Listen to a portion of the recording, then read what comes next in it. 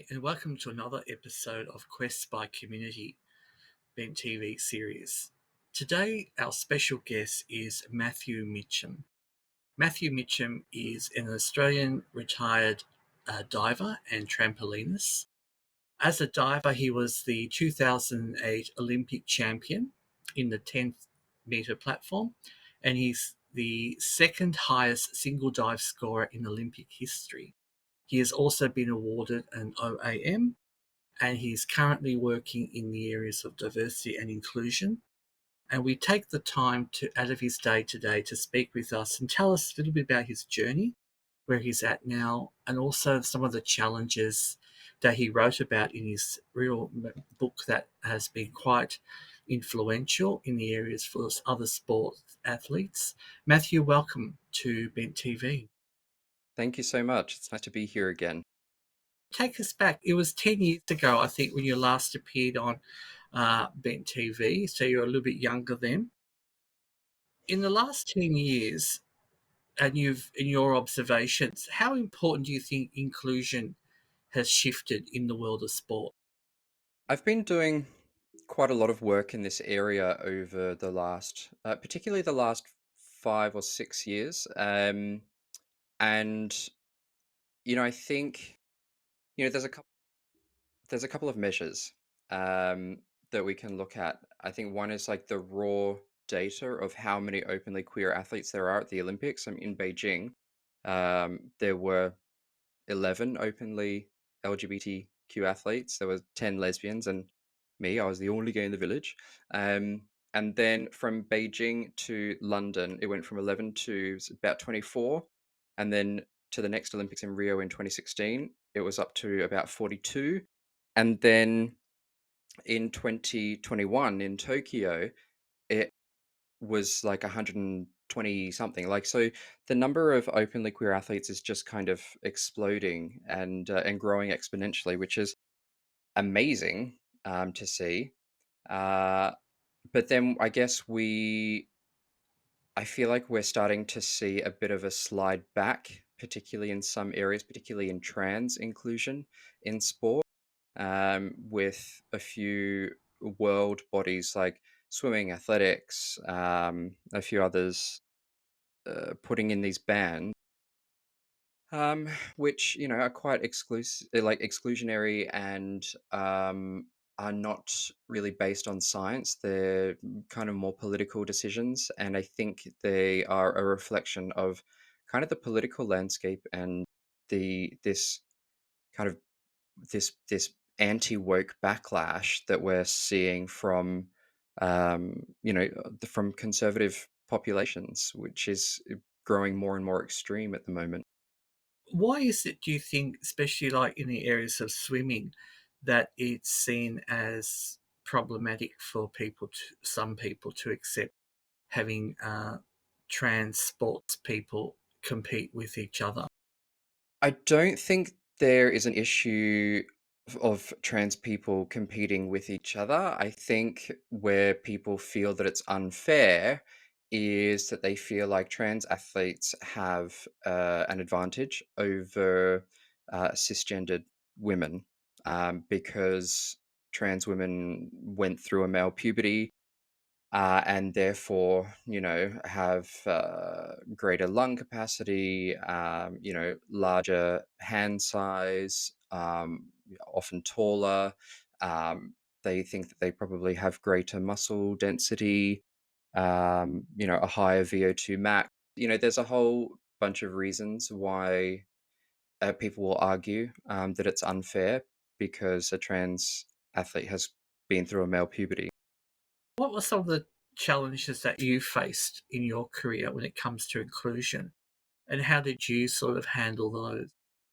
I think my issues were mostly self-imposed, because I started training with the Australian Institute of Sport at the age of 11, which was much too young to have established, and to be comfortable with my sexual identity. Um, but by the time I was comfortable enough with it, I'd been training with these people for 6 hours a day, 6 days a week for the last, 4 years or so. And so I then felt very stuck because I didn't want to. It felt like I'd been lying to these people, and I didn't want to admit that I'd been effectively lying to them for like the last 4 years. These people that I was supposed to be, really close with. So I had a lot of shame around that, uh, and that yeah, that consequently left me feeling very stuck, not being able to be my authentic self, and then just left me feeling very alienated within my training environment. What was it like, Matthew, trying to make friends when you were in your early teens? Being involved in competitive sport and training, was that something that was difficult for you? I didn't feel like I had much of a social life, um, and I guess I may I may have kind of conflated being social with also, having this depression and discovering that alcohol had this wonderful quality of making me throw up and pass out, quite quickly when I drank it to extremes. And I found that effect quite, the passing out part, was quite appealing to me because it was a break from my thinking and feeling. And so, parties on weekends, I Mm, was basically just getting shit faced like literally every single weekend throughout my teenage years. So, you know, is that a social life? Probably not. Um, and yeah, I sport definitely, sport definitely meant that I couldn't participate in, in certain experiences, like field trips and exchange, like how they go on exchange and stuff. Like I would have loved to have gone to France. I did all of my high school in French, and it would have been amazing to go on exchange to New Caledonia or to France. But I couldn't. I mean, one probably I couldn't even afford that anyway. But it would have been nice to have been able to have had the opportunity. mm. Matthew, when you won that historic, and I remember seeing you, with holding the medal back in 2008. How did your life change then from you becoming, I guess, a recognised elite athlete at that moment, from prior to you competing? How did that change you as Matthew? I think suddenly I became a role model, and well, yeah, as soon as anybody looks up to you, you're a role model, and you can either choose to accept that, embrace that, and try and be the best role model you can be, which might mean, being mindful of the things that you do and say, or not choose to let it impact you at all, and potentially be a bad role model. But there are enough bad role models in the world, that I wanted to be a good role model. But I guess that I probably put some pressure on myself to try and be the best role model that I could be. Um, and so, well, yeah, trying to be a good representation for the community and trying to be a good boy, and therefore keeping anything that is potentially shameful, to myself. Um and then I guess the other thing is, yeah, it's the an Olympic gold medal has this wonderful property of making you more funny and more handsome and more interesting to like everybody. I indulged in that for a while. But then, I think the driving force throughout my childhood and teenage years, to keep diving, was that I just wanted to be the best in the world at something because I Mhm. just desperately wanted, I needed to be special, because I had no self esteem. And so, the only way that I felt that that I had value was, by doing something really good, by achieving something amazing, because that's, how I learnt to get positive reinforcement, like positive validation as a child, was to do something really good. Um, and so, my mind, obviously, like feeling starved of uh, love and attention, uh, I figured, well, if I'm the best in the world at something, then, you know, I will feel valuable, I'll feel worthy. So that was a very powerful emotional driving force that kept me diving for years when I was actually hating it. And, then after Beijing, for some reason, I decided to check the world rankings, and it turned out that I was actually number two in the world because a Chinese diver had accumulated more points earlier in the year than I had. And yeah, that started another spiral for me. When you um, had all this adulation coming towards you, did you ever kind of look in the mirror at yourself and think, who are these people? Are they authentic? Do they really want to be with me, Matthew, or is it Matthew, the superstar athlete? Did any of that ever sort of go into your headspace at that time? Yeah, of course. I came to feel that I still had no value, that people were only interested in the gold medal. I was basically just a buff to wear the medal, and that was the thing that had value, not me. Um, and I think that was part of the spiral, like the mental health spiral that I had. Basically, I had a pretty profound period of depression from 14 to 18, and then I ended up quitting diving, having a huge geographical, moving cities, starting diving again in a more inclusive program where I was actually very happy. And I guess my depression went into remission, you could say. Um, and I didn't address it because it wasn't an issue anymore. Um, but after the Olympics, I guess you could call that, a relapse of my depression because I never actually addressed any of the underlying causes of my depression as a teenager because it just went away. Um, and so, I kind of learnt that depression and anxiety doesn't just go away if you don't address the underlying causes of it. It's just kind of laying dormant, waiting for its next opportunity to present itself. And so, yeah, after the Olympics, it came back with a vengeance, and but I felt more ashamed than ever about it because it's like this depression is so like it's so unjustified for me to feel this way. Like I'm an Olympic champion. Like, what have I got to be depressed about? Like, I've got, everything. um, so, yeah, I felt a lot of shame about the way I felt. There was no good reason for me to feel the way I felt. Um, but feeling bad about feeling bad didn't make me feel less bad. It made me feel more bad. Um, but the shame prevented me from like reaching out, and so I just being desperate to change the way I felt, I went back to the last sort of not coping mechanism that I'd used as a teenager to change my feelings, and that was drugs.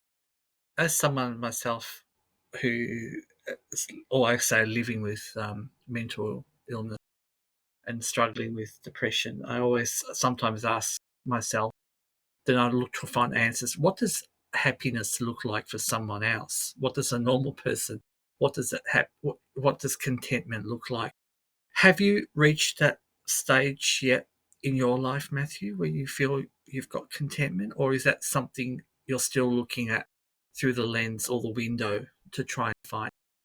I certainly have put a lot of time and effort into my my mental health and my spiritual health. Like I and a lot of it was done.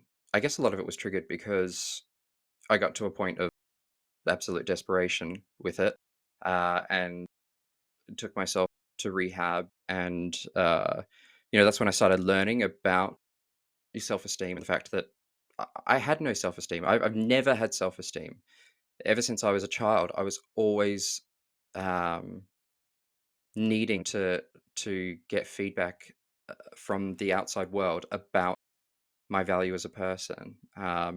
And, and then I ended up finding a sport where, I got feedback in the form of numbers. If I got an 8, they thought I was good. If I got a 9, they thought I was great. And if I got a 10, they thought I was perfect. Learned that I had no self-esteem, and that a way to kind of grow that, to build your own self-esteem, is to be of service to others. Is one way that I've learned how to do it. And so, that's why I do a lot of the charity work and the work in diversity, equity, and inclusion, both in corporate and in sport as Mm. well, because that all helps to build my self-esteem, and that any kind of other esteem, like external esteem, should just be kind of like a nice little bonus, but it shouldn't be anything that I rely upon, because I can't actually control that. I can't ensure that I will always get external esteem, whereas I can ensure that, if I put in action in certain areas, that, I can kind of control how much self-esteem is, whether it's high or low, or and I can improve it. So I do have some control over self-esteem, but no control over external esteem. Embarking on, the sobriety journey and mental health journey, and putting in all of that, I have a predisposition to mental ill health. You can always be like happier and healthier, or more resilient, or or more patient, or more, like there's always things that you can do to improve your mental health. Any effort that you do put into your mental health is always going to pay dividends. It's just a case of, how much effort you actually want to put into it.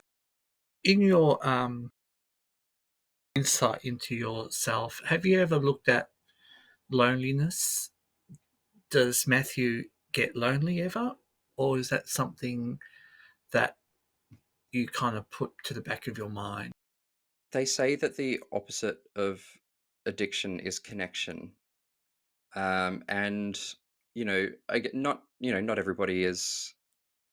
That's, yeah. So that's just a framework that I view a lot of my mental health through, because that's kind of where I learnt most of, things to do with my mental health. So I I know that, that like dancing is one of the best things that you can do for your mental health, and socializing is the second greatest thing that you can do for your mental health, and that far far superior. And sport is also another really good thing.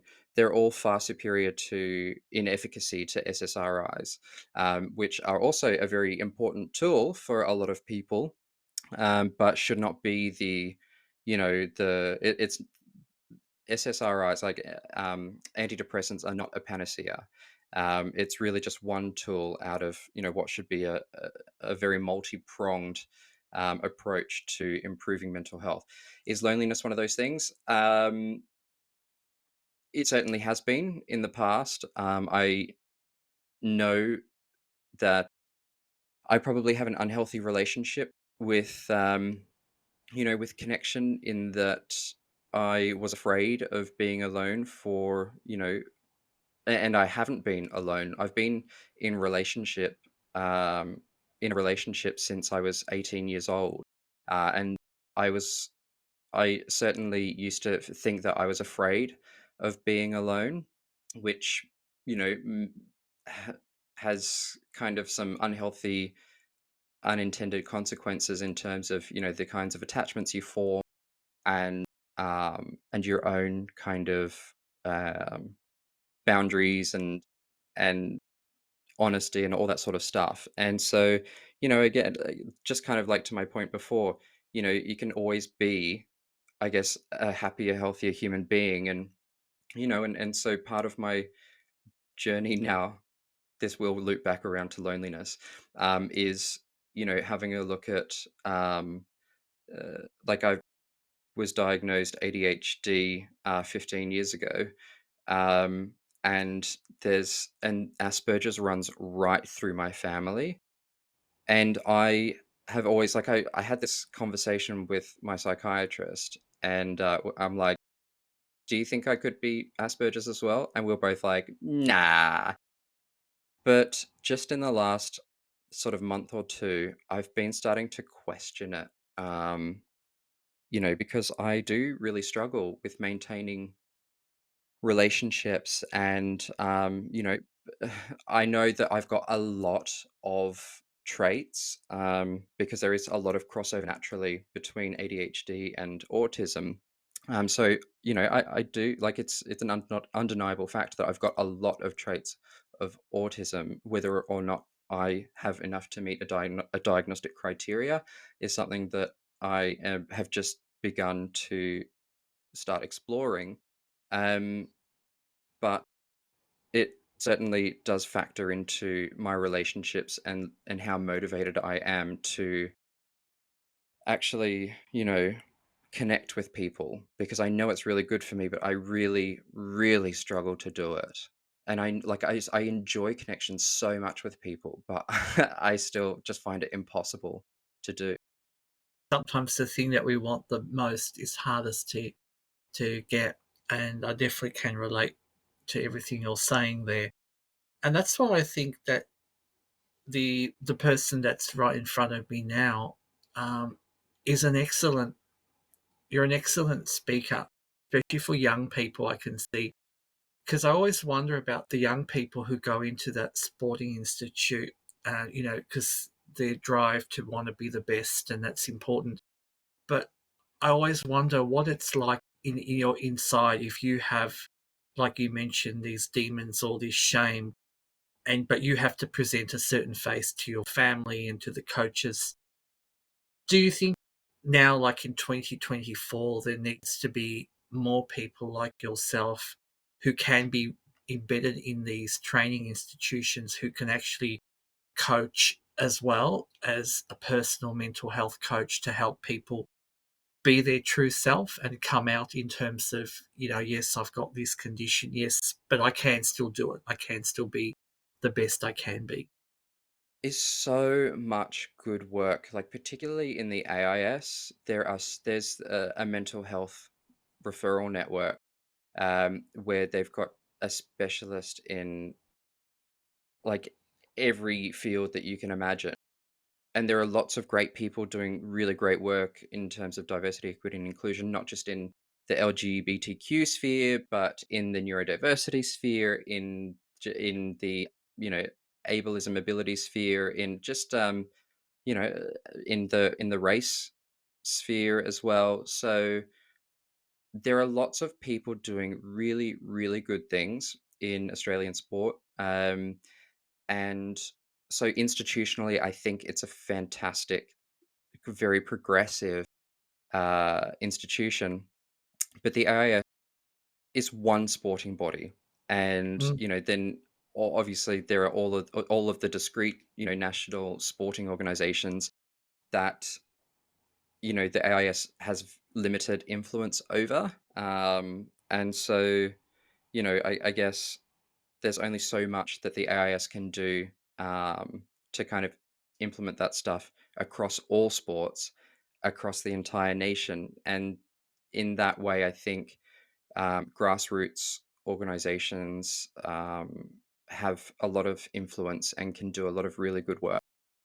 A lot of people are doing their best to make sports as accessible and inclusive and yeah, as possible. I just wanted to highlight one of the things I loved when you were on Dancing with the Stars. And you just mentioned briefly how dance is something that you thrive. And I remember 30 years ago when I was your age, I would just, even though I couldn't feel the emotion, some other people, I would still love that energy.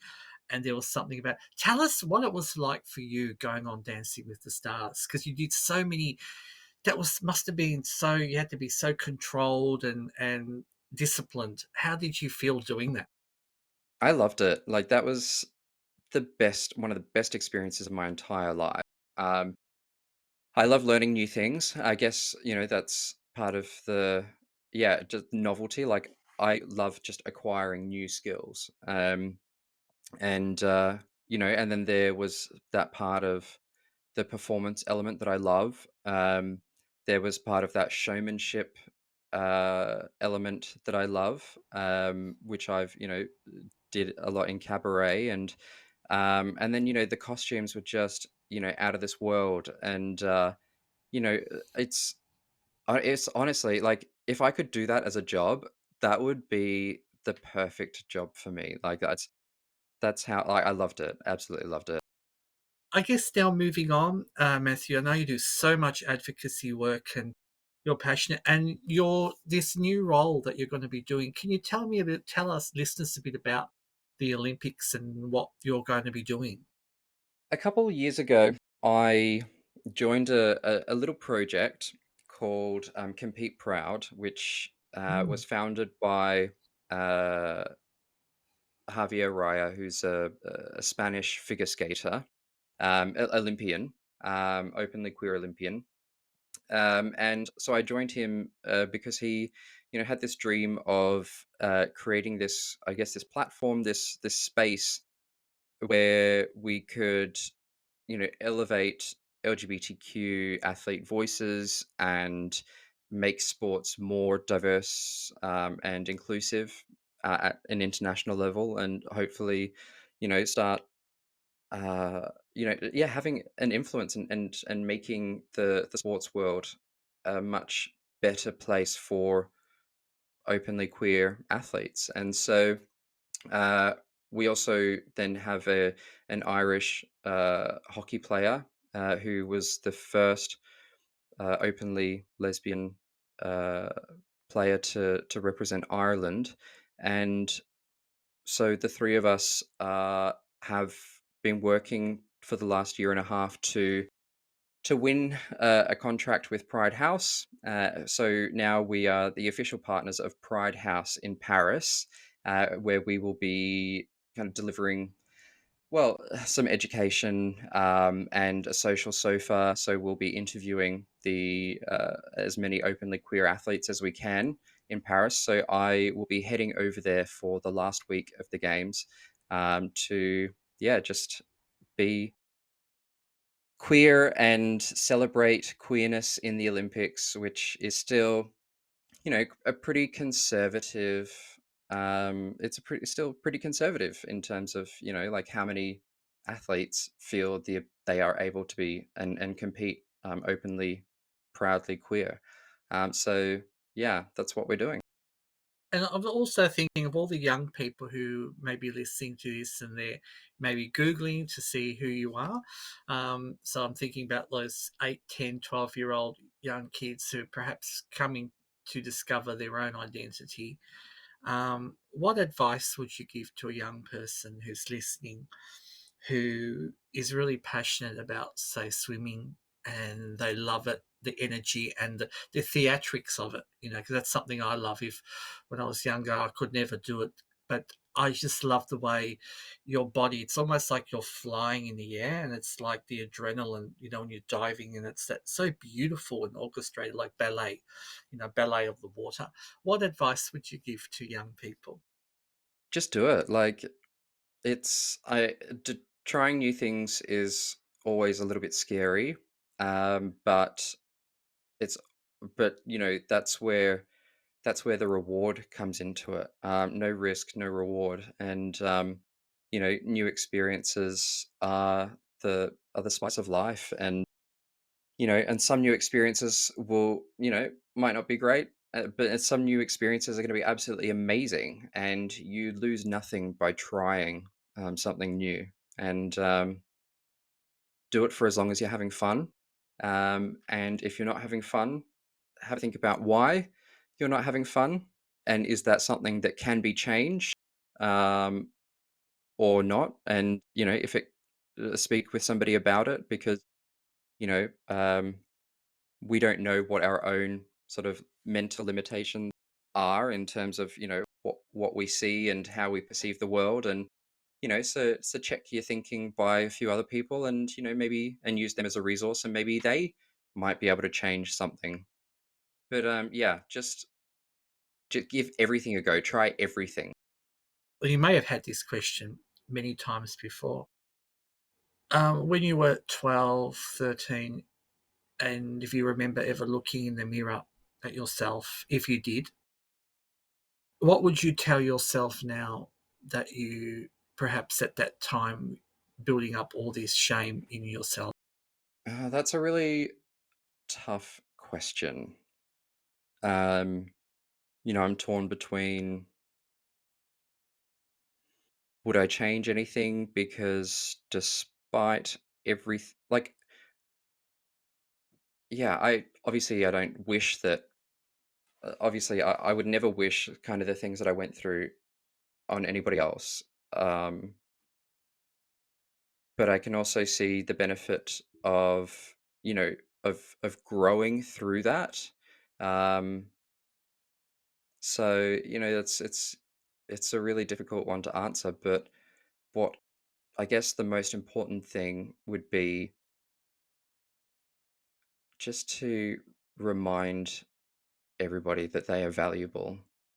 Like, no matter what they've done, no matter whether they think they are right or wrong, whether they feel kind of wretched and incorrect and like the world hates them, it's our mind tells us some really horrible things that are just not true. And also we can't rely on the world to give us the love that we actually deserve. And so sometimes you just have to rely on yourself and give yourself an internal hug and remind yourself that you are valuable, and um, that you're worthy, and you're special. That's beautiful, Matthew. And I know we don't know each other, right? But I feel as though I've connected into what you're saying about some of the stuff you're mentioning. And thank you for being so honest and allowing us into the insight of somebody living with mental health, but also challenging themselves in such a way to make a change in the world. We thank you so much for coming on Bent TV, and we look forward to watching you grow.